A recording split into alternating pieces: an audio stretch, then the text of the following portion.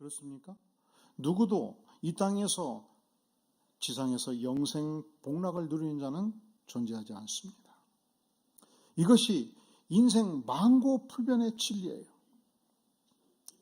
그래서 우리가 사랑하는 지인들의 가족들이 세상이 뜨면 조문을 가지요. 그때 여러분들은 어떤 생각을 하십니까? 저는 몇 년 전부터 한 가지 계수하는 습관이 생겼습니다. 고인께서 84세의 세상을 뜨셨다면 내 인생이 한 20년 남았구나. 고인께서 69세의 세상을 뜨셨다면 내 인생이 5년 남았구나. 고인께서 59세의 세상을 뜨셨다면 아이고 너무 많이 살아버렸네. 5년 더 살았네. 지금부터는 덤으로 사는 인생이구나. 여러분, 놀랍게도 지난 역사 속에서 유명한 인물들이 그렇게 장수하지 않았어요.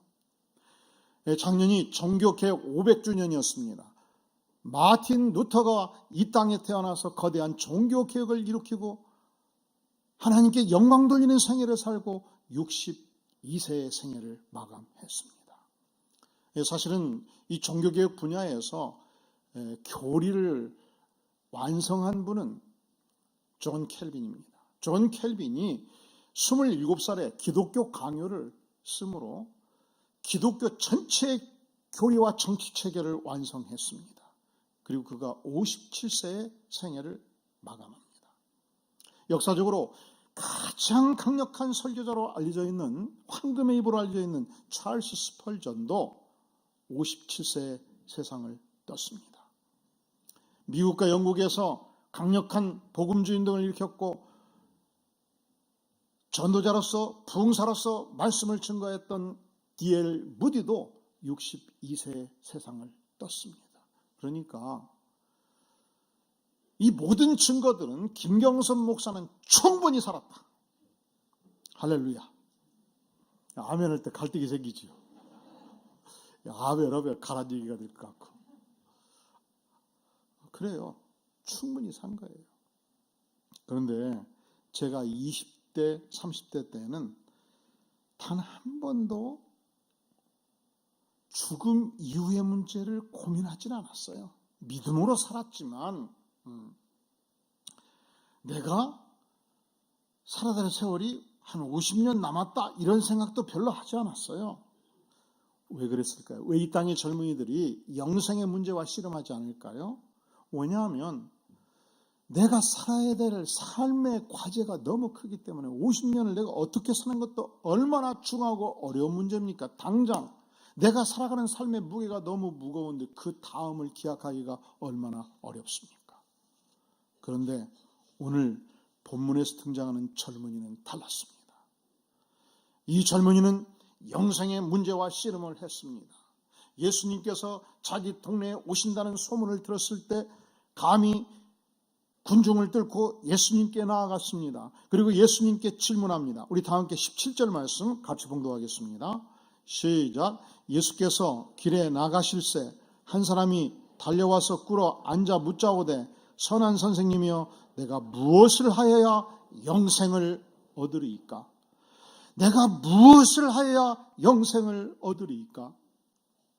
이 젊은이는 그 시대나 오늘의 시대에나 쉽게 찾아볼 수 없는 고매한 인격의 소유자였습니다.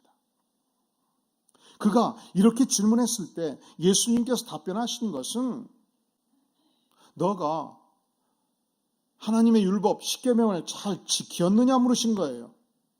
그때 이 젊은이가 답변하기를 20절 그가 여쭤보되 선생님이여 이것은 내가 어려서부터 어떻게 모두 지켰다는 거예요. 그는 단 하나 친구의 볼펜 하나 도둑질한 적이 없었습니다. 그는 어렸을 적부터 지금까지 살면서 출근해서 회사 물건 하나 가져온 것이 없었습니다. 그는 거짓 증언한 적도 없었습니다. 속여 빼앗은 적도 없었습니다. 그는 온 마음을 다해서 하나님이 내게 주신 부모님을 정성을 다하여 공경하였습니다. 그는 어려서부터 지금까지 하나님의 말씀을 100% 최선을 다해서 지킨 인물이었습니다. 그러니까 도덕적으로 완성의 차원까지 나아갔던 인물이죠. 정직한 사람이었죠. 거룩한 삶을 살았죠. 그리하여 이 젊은이는 예수님이 보실 때 대단히 사랑스러운 청년이었습니다. 21절 예수께서 그를 보시고 어떻게 했다고요? 여러분이 교회에서, 여러분이 직장에서 한 젊은이가 이와 같이 예의 바르고 정직하고 진실하고 헛된 것 꿈꾸지 않냐고 자기에게 주어진 사명에 충실할 때 사위 삼고 싶지 않으세요? 누구 막 속여주고 싶은 생각 들지 않으세요? 권사님들? 아닌 모양인데. 그런 젊은이였어요. 예수님도 그래서 이 순수하고 깨끗한 영혼의 소유자를 사랑스럽게 본 것입니다. 좋은 평판을 가졌습니다. 존경받는 인물이었습니다. 그리고 이 젊은이 안에 뜨거운 열정이 있었습니다. 여러분, 역사를 바꾸는 것은요, 뭘 많이 아는 지식이 바꾸지 않아요. 역사를 바꾸는 것은 무슨 엄청난 수천 권의 책을 읽고 역사의 통찰력을 가지고 그런 사람들이 역사를 안 바꿔요. 역사를 바꾸는 인물들은요, 열정이 바꿉니다. 뜨거운 열정이, 이 뜨거운 열정의 함성이 가슴에서 터져나가야 역사가 바꿔지는 거예요. 뜨거운 열정의 함성이 있어야 민주화의 길로 가는 거예요. 여러분, 젊은이들이 오늘날 이 시대에 교회를 개척하고자 할 때 뜨거운 열정이 없이 어찌한 교회가 바로 쓸 수 있겠습니까? 한 기업을 일으켜 세우고자 할 때 이 기업의 비전을 향한 뜨거운 열정이 없이 어찌한 기업이 우뚝 설 수가 있겠습니까? 그쵸, 내 한 몸 건사하고자 하고 밥 세끼 먹고자 해서 사업이 일어서고 교회가 일어서고 역사가 바꿔지겠습니까? 그러니까 지식이 좀 부족해도, 통찰력이 좀 부족해도 주님을 향한 뜨거운 사랑의 열정이 있는 자들이 역사를 바꿔가는 거예요. 그런데 이 젊은이에게 그 열정이 있었습니다. 예수님께서 자기 동네에 온다는 소문을 들었습니다. 그가 전심으로 예수님을 향해서 달려나왔습니다. 예수님 앞에 무릎을 꿇어 엎드렸습니다. 예수님을 전심으로 경배한 것입니다. 그리고 마음의 중심에 진물을 한 거예요. 그러니까 여러분, 이 청년 보세요. 도덕적으로 훌륭했죠. 예의 바르고 사랑스러운 청년이었죠. 진리를 향한 불타는 열정이 있었죠. 그 영혼이 순수하고 진실했죠.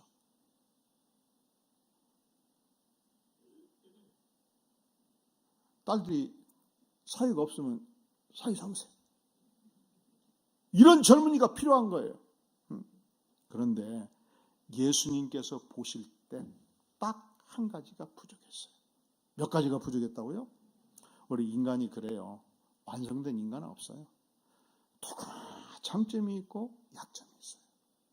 치명적인 약점이 아니라면 여러분이 출근해서 함께 일하는 부하들과 더불어 일할 때 치명적인 약점이 아니라면 장점을 잘 살려가고 약점을 빨리 보완하도록 돕는 것이 지혜입니다. 그런데 우리 예수님께서 이 젊은이를 향해서 내가 무엇을 하야 영생을 얻을 수 있겠나이까라고 물었을 때 이 한 가지 부족한 것을 지적하시지 않겠습니까? 그렇다면 과연 이 젊은이에게 부족했던 그 한 가지가 과연 무엇이었는가? 우리 다 함께 21절 그 한 가지를 같이 읽어보겠어요. 시작. 예수께서 그를 보시고 사랑하사 이르시되 내게 아직도 한 가지 부족한 것이 있으니 가서 내게 있는 것을 다 팔아 가난한 자들에게 주라. 그리하면 하늘에서 보화가 내게 있으리라. 그리고 와서 나를 따르라. 한 가지 부족한 것이 있다는 거예요. 그것이 뭐예요? 이 젊은이는 부자였습니다. 여러분, 부자가 죄인가요? 유산을 많이 타면 죄입니까? 젊은 시절에 사업을 일으켜서 수십억, 수백억의 자금을 일으키면 죄입니까? 죄는 아니지요. 그런데 부족한 것이 있어요. 뭐가 부족했을까요? 한 가지 부족한 것이 있으니 가서 내게 있는 것을 다 팔아 가난한 자에게 주라. 이것이 부족했다는 거예요. 그에게 가난한 자들을 향한 긍휼이 없었습니다. 그에게 하나님보다 돈을 더 사랑하는 것이 있었습니다. 재물이 있다는 것 자체, 우리가 부유하다는 것 자체가 죄는 아니지만 하나님보다 돈을 더 사랑하면 죄입니다. 뭐가 죄라고요? 재물이 우상이 되면 죄입니다. 우리 주님께서 이 청년의 중심의 문제를 터치하신 거예요. 돈 사랑의 우상을 버리라. 그런데 이 말씀을 듣고 이 청년이 어떻게 행동합니까? 22절 같이 읽겠어요. 시작. 그 사람은 재물이 많은 거로 이 말씀으로 인하여 슬픈 기색을 띠고 근심하며 가니라. 여러분, 웬만하면 부자 되지 마세요. 할렐루야. 아멘이 한 사람도 없는데. 보세요. 왜 이 친구가 예수님, 왕 되신 예수님, 우리의 메시아 되신 예수님의 말씀을 거절할 수밖에 없었습니까? 그 이유가 무엇입니까? 재물이 많은 고로. 재물이 많으면 마음이 재물에 가 있어요. 재물이 많으면 자나 깨나 재물만 생각해요. 재물이 많으면 재물이 하나님이 되는 거예요. 재물이 그 인생을 지배하는 거예요. 재물의 우상에 빠지는 거예요. 그러니까 예수님의 말씀을 받들어 섬길 수가 없는 것입니다. 재물이 많은 건 죄가 아니죠. 재물이 많으면 이 재물을 다스리는 능력이 필요하고 이 재물을 하나님의 영광을 위해서 사용할 수 있는 능력이 우리에게 필요한 것입니다. 재물의 욕심을 가지면 재물을 다스릴 수가 없어요. 누가복음 19장에 보면 삭개오라는 인물이 등장합니다. 그도 똑같이 부자 청년이었습니다. 다른 것이 있어요.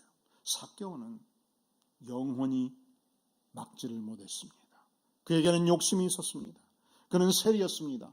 당시 세리들이 세금을 받아서 200만 원의 세금을 거두면 100만 원을 로마 제국에 바치고 100만 원을 착취를 했습니다.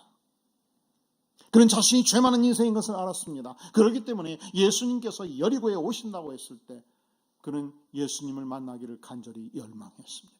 만날 수가 없었습니다. 왜냐하면 수천 명, 수만 명들이 운집에 있었기 때문에 어떻게 내가 예수님과 대화할 수 있겠습니까? 얼굴도 보기가 힘들었습니다. 그가 뽕나무 위로 기어 올라갑니다. 예수님이 지나가는 가장 정중앙의 사거리에서 예수님을 뚫어지라고 바라봅니다. 이 수천 명의 사람들 중에서, 수만 명의 사람들 중에서 감히 예수님께서 나 삭개오와 눈 맞추리라고 어찌 상상할 수 있었겠습니까? 그런데 예수님께서 눈을 맞추셨습니다. 예수님께서 말씀하셨습니다. 삭개오야 속히 내려오라. 내가 오늘 너의 집에 유하야 하겠다. 그는 정신없이 나무에서 내려왔습니다. 예수님을 영접했습니다. 예수님을 집 안으로 모셨습니다. 단 한 번도 예수님은 이 과정 중에서 마가복음 10장에 나온 젊은이에게 하신 말씀을 하지는 않았어요. 너의 모든 재산을 팔아서 가난한 자에게 나눠 주어라고 말씀하시지 않았어요. 그는 예수님을 만나는 순간 양심의 가책을 느꼈습니다. 여러분, 우리가 예수님을 만날 때 가장 첫 번째 일어난 영적 정신적 현상이 무엇입니까? 내 죄를 아는 것입니다. 그리고 그는 감히 예수님께 나아가서 예수님이 요구하지 않았음에도 불구하고 누가복음 19장 8절에서 고백합니다. 주님 보시옵소서. 내 소유의 절반을 가난한 자들에게 주겠사오며 만일 누구의 것을 속여 빼앗은 일이 있으면 내 갑절이나 내 배나 갚겠나이다. 무엇이 달라요? 마가복음의 청년은 예수님께서 회개를 촉구했음에도 불구하고 재물보다 하나님을 더 사랑해야 됨을 가르쳤음에도 불구하고 예수님의 말씀을 거부했습니다. 삭개오는 예수님이 촉구하시지 않았음에도 불구하고 스스로 회개하고 스스로 제물의 우상을 타파한 것입니다. 우상이 무엇입니까? 우상이란 하나님보다 더 사랑하는 대상들이에요. 하나님보다 돈을 더 사랑하면 돈 우상이 됩니다. 하나님보다 세상을 더 사랑하면 세상 우상이 됩니다. 하나님보다 권세를 더 사랑하면 권세 우상이 됩니다. 하나님보다 어떤 지위를 더 사랑하면 지위 우상이 됩니다. 이 우상을 타파하고 진실과 겸손으로 무장해서 하나님을 섬길 것을 주께서 말씀하십니다. 문제는 이 장래가 촉망되는 젊은이가, 일찍부터 사업에 눈을 떠서 부자가 되었던 젊은이가, 진실을 무망하고 하나님의 말씀을 전적으로 따른 것으로 여겼던 이 젊은이가 예수님의 말씀을 거절하고 떠났을 때 제자들 마음속에 절망감이 생긴 거예요. 저렇게 훌륭한 젊은이가 영생을 못 얻는다면 이 땅에서 과연 누가 영생을 얻을 수 있단 말인가? 그것은 그 시대의 역사적인 사실이었습니다. 그래서 예수님께서 확인시켜줘요. 24절, 제자들이 그 말씀에 놀라는지라 예수께서 다시 대답하여 이르시되, 얘들아, 하나님의 나라에 들어가는 것이 얼마나 쉬운지 어려운지, 어려운지 낙타가 바늘귀로 나가는 것이 부자가 하나님의 나라에 들어가는 것보다 쉬우니라. 여기서 이 낙타와 바늘귀의 개념은 이스라엘 역사와 그 예루살렘 성에 대한 이해가 좀 필요해요. 여러분, 대한민국도 일본이 강성해지면, 일본이 거대한 군사력을 형성하면 한반도로 쳐들어오죠. 그것이 임진왜란이었고 그것이 일제강점기 역사 아니겠습니까?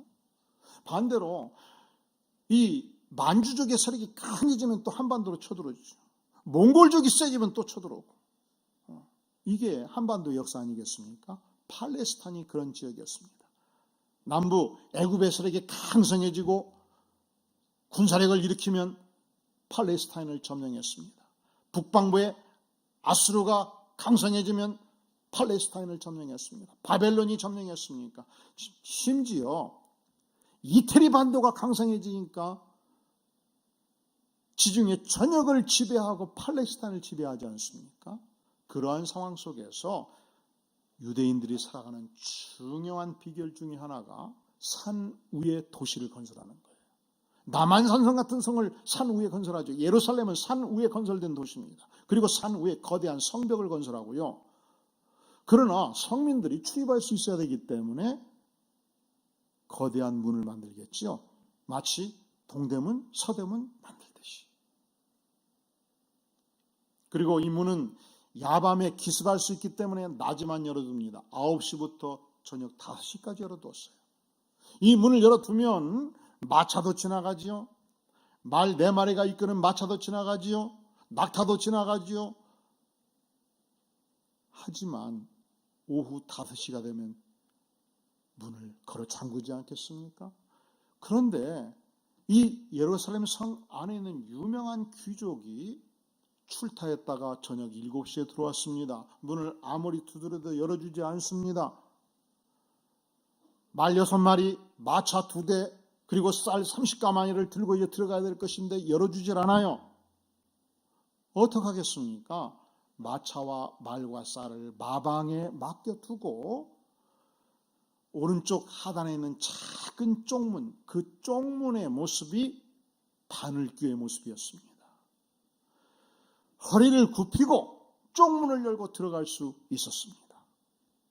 25절, 낙타가 바늘귀 문으로 나가는 것이 부자가 하나님 나라에 들어가는 것보다 쉬우니라 그러는 거예요.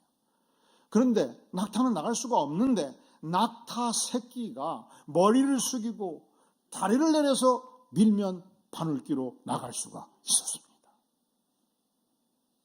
모든 부자가 천국에 갈 수 없는 것이 아니지요.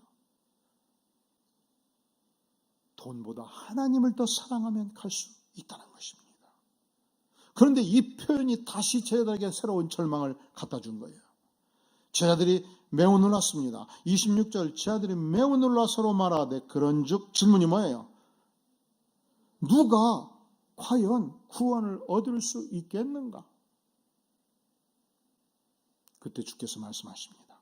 예수께서 그들을 보시며 이르시되 사람으로는 할 수 없으되 하나님으로는 그렇지 아니하니 하나님으로서는 다 하실 수 있느니라. 하나님께서 특별한 은혜 주시면 내가 부자랄지라도 돈보다 하나님을 더 사랑할 수 있습니다. 하나님께서 특별한 은혜 주시면 내가 권세자라 할지라도 권세를 내려놓고 하나님을 바로 섬길 수 있습니다. 하나님께서 특별한 은혜 주시면 내가 과거에는 세상을 그렇게 사랑했지만 하나님의 은혜를 받고 이제는 전적으로 하나님을 사랑하는 인생으로 바꿔질 수 있습니다. 하나님께서 역사하시면 가능하다는 것입니다. 우리가 어떻게 영생을 취할 수 있겠는가? 주께서 말씀하십니다. 첫째로 모든 내 안에 있는 하나님보다 더 사랑하는 우상을 내려놓으라는 거예요. 이 일이 어찌 가능한가? 하나님이시여 내 안에 있는 이 우상을 내려주시옵소서, 벗겨주시옵소서. 하나님의 은혜를 구하고 하나님께서 역사하시면, 성령께서 역사하시면 이것이 얼마든지 가능하다 주께서 말씀하십니다. 이 태국지에 가면 원숭이를 이렇게 잡는데요. 큰 나무에 원숭이 손을 펴서 들어갈 수 있는 작은 구멍을 만든대요. 구멍. 그리고 속은 2배, 3배 큰 동굴을 만들어놔요. 크게. 그 안에 호두를 넣어두는 것이지. 20그루, 30그루에 이 구멍을 파놓습니다. 그리고서 호두를 2-3개씩 넣었습니다. 그러면 원숭이가 호두를 그렇게 좋아하는데 이 호두 냄새 맡고 밤 10시, 11시, 12시 되면 원숭이들이 다 들러붙어가지고 구멍 속에 손을 집어든다는 거예요. 너무 맛있겠다 하고 딱 주지요. 주먹을 주면 손이 빠집니까? 안 빠집니까? 이 먹을 것을 상상하면서 맛있겠다, 맛있겠다, 맛있겠다, 맛있겠다. 새벽녘에 주인이 와서 20마리 싹 걷어가가지고 놀라지 마셔요. 골수를 빼먹는데요. 원숭이 골수. 묻겠습니다. 왜 원숭이가 체포됩니까? 네? 탐심 때문에 그러는 거예요. 탐심. 왜 원숭이 골수를 빼먹게 됩니까? 왜 목숨을 잃게 됩니까? 왜 사람들에게 체포됩니까? 탐심 때문에 그런 거예요. 탐심. 탐심은 우상숭배라고 하지 않았습니까? 자, 우리가 어떻게 영생의 축복을 누릴 수 있겠습니까? 이 땅의 각종 영혼의 우상들을 버리고 하나님 그렇습니다. 내 죄를 위해서 십자가에 피 흘려 죽기까지 하신 예수 그리스도의 보혈을 의지해서 하나님만을 전적으로 사랑하는 인생이 되겠습니다.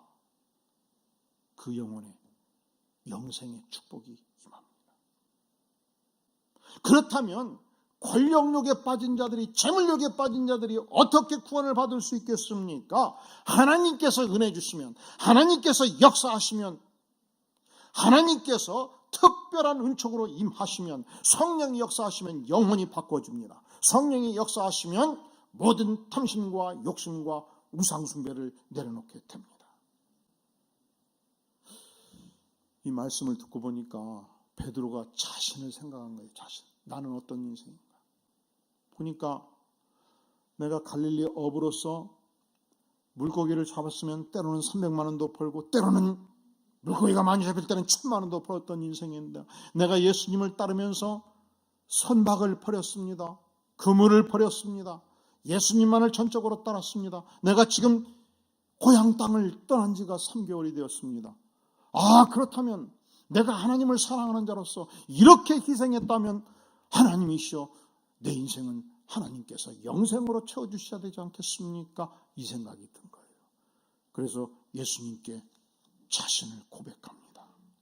예수님 28절 보소서 우리가 모든 것을 버리고 주를 따랐나이다. 당당했습니다. 용기가 생겼습니다. 그런데 이 안에는 놀랍게도 보상 심리가 있었던 거예요. 공로 의식이 있었던 거예요. 우리만큼 희생하고 우리만큼 섬긴 자가 누가 있단 말인가. 이렇게 희생하고 섬긴 우리에게 영생으로 주께서 축복하시지 않는다면 과연 누가 축복받을 자격이 있단 말인가.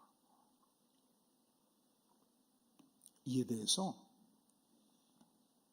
주님께서 세 가지로 답변하셨어요. 세 가지. 우리 다 함께 그 주님의 답변 29절에 31절 천천히 한번 읽어볼까요? 시작. 예수께서 이르시되 내가 진실로 너희에게 이르노니 나와 복음을 위하여 집이나 형제나 자매나 어머니나 아버지나 자식이나 전토를 벌인 자는 현세에 있어 집과 형제와 자매와 어머니와 자식과 전토를 100배나 받되 박해를 겸하여 받고 내세에 영생을 받지 못할 자가 없느니라. 그러나 먼저 된 자로서 나중되고 나중된 자로서 먼저 될 자가 많으니라. 첫째로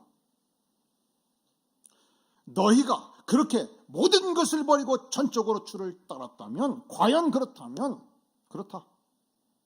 너희가 현세에 있어 오늘의 이 세상에 있어서 집과 형제와 자매와 어머니와 자식과 전토를 재산을 현세의 축복을 100배나 더 받을 수 있다. 왜냐하면 주님은 전능하신 하나님이시기 때문에 주실 수 있는 분입니다. 할렐루야. 그런데 이것만 붙들고 있으면 안 돼요.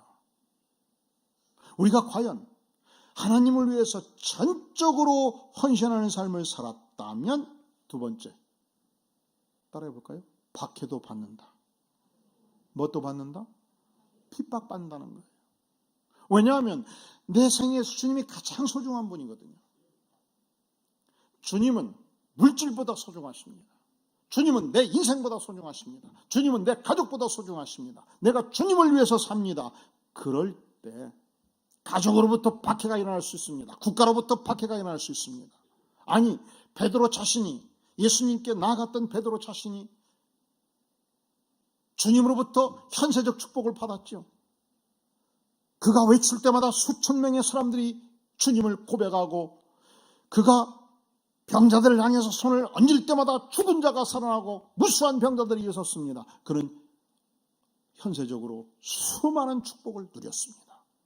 그리고 마지막 그 생애에서 예수님을 증거했다는 그 한 가지 이유 때문에 체포되어서 거꾸로 십자가에 못 박혀 죽는 순교의 길을 갔습니다.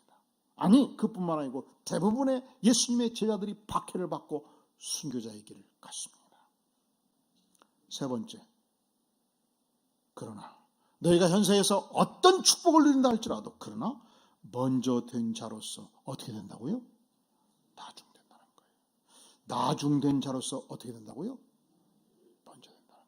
이것은 무엇을 말씀하십니까? 만약에 내가 우리 가족 중에 먼저 믿었다면, 만약에 내가 이 교회에서 먼저 믿은 자라면 겸손하게 끝까지 주님을 섬기라는 거예요. 그렇지 아니하면 내가 지상에서 섬기지 아니하고 권세를 피게 되면 먼저 된 자로서 어떻게 돼버려요? 말죄가 될 수 있다라고 주께서 경고하십니다. 1956년도 미국의 일간지와 미국의 뉴스 매체에서 깜짝 놀랄 소식을 전하고 있었습니다. 그것은 4명의 젊은이들이 선교사로 에콰도르 아쿠아푸족을 향해서 경비행기를 타고 갔다가 그들에게 체포되었고 그리고 그들에게 잡아먹혔다는 소식이었습니다. 그 중에 짐 엘리어트가 있었습니다. 그는 휘튼 대학을 수석으로 졸업했고 교수직을 제안받았던 인물이었습니다. 하지만 그 시대 각종 자료 매체를 보면서 하나님께 기도하면서 하나님, 제가 이 에콰도르 아우카푸족을 위해서 선교하기를 원합니다 고백하고 선교사로 준비하고 떠났다가 결국은 첫날 선교 활동 시작하는 첫날 잡아먹힌 거예요. 그리고 3년이 지났습니다. 다시 미국의 그리스도인들의 깊은 충격을 주는 사건이 있었습니다. 그것은 이 짐 엘리어트의 부인이었던 엘리자베스 엘리어트가 지난 3년 동안 간호사 훈련을 받고 자기 남편을 잡아먹은 아우카 부족을 향해서 선교사로 떠났다는 사실이었어요. 문제는 잡아먹히지 않았습니다. 왜 그랬을까요? 이 부족은 호전적인 부족인데 싸움에 능한 남자만 먹었어요. 그는 결국 이 아우카 부족 안으로 잠입할 수 있었고 그들에게 문명의 이기를 전달할 수 있었고 복음을 증거할 수 있었습니다. 그는 간호사이기 때문에 무수한 병자들을 고칠 수 있었고 약품을 제공할 수 있었고 때로 간단한 수술도 해서 저들에게 큰 도움을 주게 된 것입니다. 5년의 세월이 지났어요. 드디어 6년째 그가 다시 1년간 미국으로 안식년을 떠날 때 이 모든 부족들은 전날 밤 크고 성대한 파티를 열어주었습니다. 그때 추장이 공개적으로 자기 모든 백성들이 있는 곳에서 이 연약한 여인에게 질문하는 거예요. 당신이 우리에게 준 각종 문명의 이기를 볼 때 당신이 사는 나라는 너무 부유한 나라고 너무 축복받은 나라인데 이 모든 축복을 버리고 이 열악한 땅에 와서 우리를 도와야 되는 이유가 도대체 무엇입니까? 두 번째 질문. 도대체 당신은 누구입니까? 그때 지난 5년 동안 숨겼던 비밀을 드디어 밝힌 거예요. 여러분들이 5년 전 백인 4명의 젊은이를 죽였고 잡아먹은 거 기억하십니까? 기억하지요. 그 중에 제가 생애 속에 가장 사랑했던 남편이 있었습니다. 제 남편은 여러분들을 진실로 사랑했습니다. 제 남편이 사랑했던 전능하신 하나님도 여러분들을 진실로 사랑했습니다. 그렇다면 내 남편이 목숨을 바쳐 사랑했던 여러분들을 내가 사랑하는 것은 마땅하지 않겠습니까? 그날 밤 아우카 부족에게는 통곡의 밤이었습니다. 방성태고가였습니다. 모든 부족민들이 추장과 함께 100% 그리스도를 구주로 영접하고 돌아오는 기적의 역사가 있었습니다. 그리고 놀랍게도 가장 앞장서서 4명의 젊은이들을 죽였던 한 젊은이가 신학을 해서 이 아우카 부족을 이끌어가는 목사가 된 것입니다. 짐 엘리어트 그의 일기에서 이런 글을 남겨주고 있어요. 영원히 빼앗기지 아니할 것을 위하여 자신의 전생애를 드리는 것은 결코 낭비가 아니다. 기도하시겠습니다. 영광의 주님, 죄 많고 부족한 인생을 위해서, 허문질 인생을 위해서 십자가에 피 흘려 죽기까지 하시며 우리를 사랑하신 주님께 진심을 다하여 감사를 드립니다. 주님, 우리가 창조주여 우리 인생을 사랑하시는 하나님을 가장 사랑하는 인생이 되기를 구합니다. 아버지여, 우리의 신앙 고백이 주님이 부르는 그날까지 열정적으로 고백되기를 간절히 구하오니 우리를 불쌍히 여겨 주시옵소서. 예수님의 이름으로 간절히 기도하옵나이다. 아멘.